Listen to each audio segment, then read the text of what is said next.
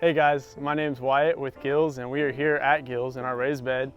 We're going to be talking about getting started gardening. We're going to talk about soil prep, transplanting, and a little bit about bug prevention. And we're going to go ahead and get started with soil prep right now. Soil prep is one of the most important parts of vegetable gardening. It contributes to your healthy root system, and that is the key to having healthy vegetables. So what we're going to be doing is tilling in some compost into the soil. I'm going to be using the Nature's Blend compost, and you always want to work compost into the soil because compost helps build the soil. It helps get your microbial activity active. It helps even with beneficial fungus in the soil. All of those things contribute to having healthy plants. Grass clippings, orange peels, banana peels. You can create an area in your yard with just some cinder blocks and throw all of that in there. Whenever you're done with dinner, scrape off your extra veggies, whatever you're throwing away, and it's all about reusing it.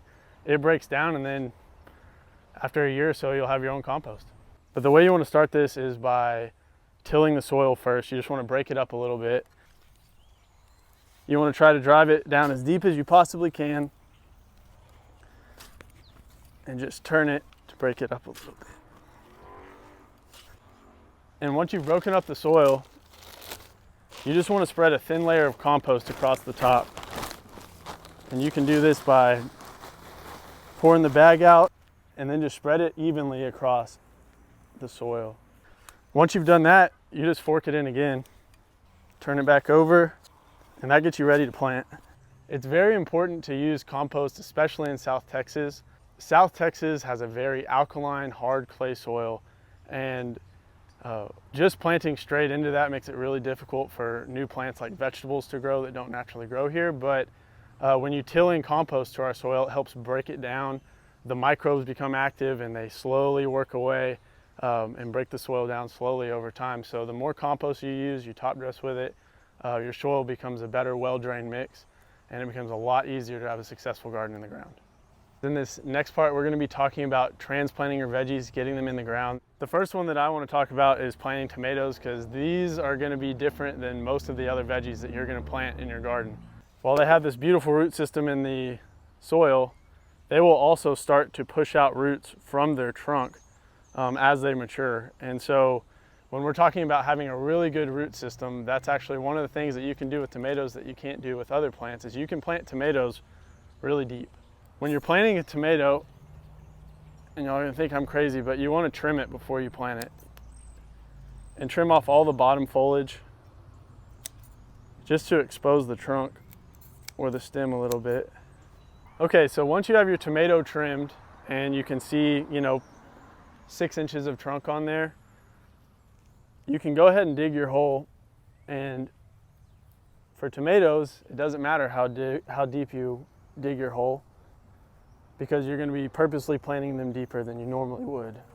That's probably 10 inches deep. Whenever you're putting a new transplant in the ground, it's really important to use something that has a benefit to the soil and a benefit to the root system. This is biotone. It's got a lot of mycorrhizal fungi in it. It's poultry manure based, so it breaks down into the soil, and they actually create stronger roots, deeper roots, and roots that are less water needy and helps prevent bad bugs. And so I always like to get about a handful and mix it with the soil that I'm going to be backfilling with. Once you've done that, you can go ahead and get your tomato, and again, we're not going to plant level. We're going to plant this guy a little bit deeper, and we're going to backfill the soil, up to here. And you can just pack it in around there. And what that does is all those little root nodules that are on there are now going to be another 6 inches of root system on your tomato. And that'll help have a really, really healthy, strong plant in the end. Most other plants, they have little microscopic roots running across the top of the soil. They are essential for the plant to take up nutrients. And if you were to plant this pepper deep like you planted this tomato, it is going to stop it from taking up the nutrients, and it's going to decline very quickly. So we always want to plant stuff level. So we're going to go ahead and dig our hole again. When you're doing a transplant, that root system is this plant's lifeline. And if you were to break that up, you're kind of damaging that. Once you're ready to plant and you have your hole dug, make sure that you use a starter fertilizer like Biotone, or something with good organic material in it. And you can go ahead and sprinkle that in and mix it with your soil. and then you can drop in your plant. And once again, take a look. I'm not planted deeper, I'm planted level, making sure that we're keeping the feeder roots exposed. It's very important. And then you can take your mixture and just backfill around the sides, and you're good to go. For demonstration purposes, I've planted all of these really close together, but in your garden at home, it's really important to have proper spacing. Peppers and tomatoes and zucchini, they really take up a good bit of room, each one of them. So I would recommend planting everything 3 to 4 feet apart, really giving it some space to grow. Tomatoes get big and they get floppy. It's so important when you plant to use the tomato cage right when you plant. If you were to let that tomato even get 6 or 8 inches taller than it is right now, you're breaking branches and damaging your plant. Make sure that you put your cage on, and then it can grow up through the cage and you don't risk it falling over. Organics in general in the garden are going to promote life, promote soil life, and create stronger root systems for you. Using like a harsh synthetic fertilizers, heavy salt fertilizers actually damage the soil over a long period of time. So we want to be using stuff that's going to promote soil life. Whenever you fertilize, this is a granular fertilizer, and you can just chicken feed this out across the top of the soil. And I find this the easiest way, because you only have to do this once a month, and you just go out there and you chicken feed it out across the top of your plants, and you don't have to be really precise with any of this. You're just trying to get a little bit of fertilizer on the top, and using too much can definitely be more damaging inside and outside of your garden than it can be using too little. And that brings me to my next topic, is watering. There's a few tips that I want to give you guys, and common mistakes that even experienced gardeners make. One that I see a lot is watering from over the top of the plant like this. That's a big no-no. If you were to do that to your plant in the middle of a hot August day like this, it would actually, these little droplets will magnify from the sun on the leaves and burn your plant. And so it's really good just to make sure when you're watering that you're watering down at the soil level. And when we're watering at the soil level, and every time you go out to water your garden, the first thing that should be going through your head is thoroughly, not frequently. A lot of people want to get in the habit or start watering their garden every single day, and while that's good at the beginning, it's not good for the longevity of your garden. You want to focus on long, deep soakings. So going out and saying it's a hot summer day and I'm just gonna water real quick is not the key. You want to make sure that you hit a section and you come back to it, and then I'm going to water it again. The goal here is when you give slow, deep drinks of water, you're going to create really good depth moisture, and depth moisture encourages the roots of your plants to dive down for moisture that's already in the ground. When you water every day and you're only watering a little bit, all the moisture is sitting in those top few inches of soil, and the roots want to stay where the water's at, and that will create a really good root system for your plants.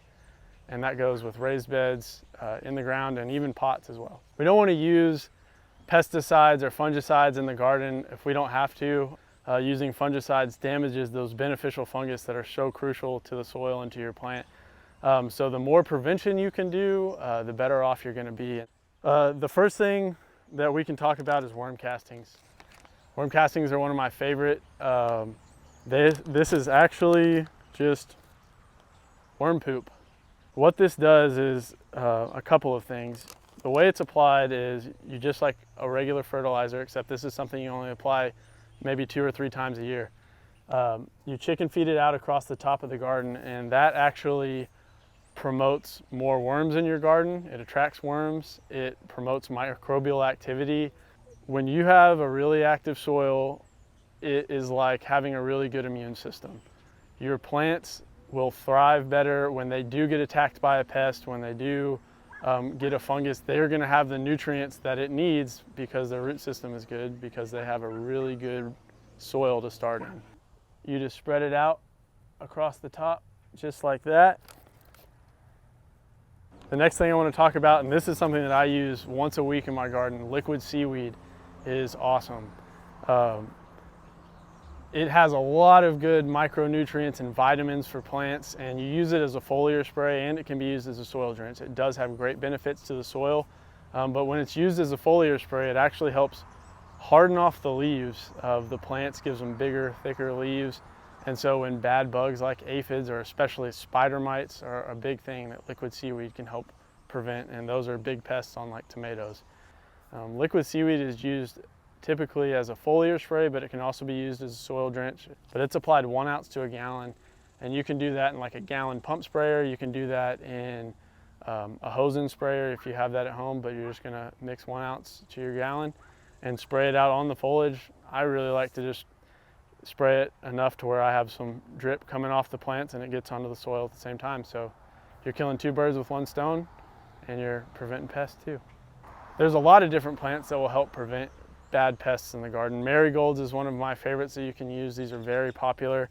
We haven't planted in our raised bed here already, but what happens is bad bugs will come to marigolds first before they go and attack your plants. That is huge in prevention because they're gonna hit all of that stuff before they hit your plants, and then you'll have a better production because they're just not going to deal with as many pests. The last tip that I want to give you is mulching your vegetable garden. Mulch not only looks really good in your garden, but it is very beneficial in that it prevents weeds. If you're using something like pine straw mulch here, which is one of my favorites, it will help change the top pH of the soil a little bit, and it helps with water retention as well. And that is very important as hot as we are right now, starting in a fall garden. So the way pine straw comes in a bale, other mulches come in a bag, but I like to just break it up and spread it across the soil until you have a good covering across your whole entire garden. And that is about all I can say about mulch.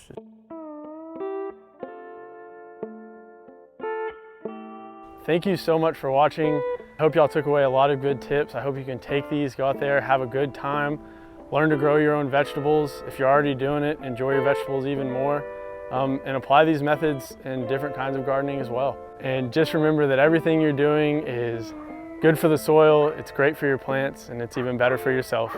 Thank you guys.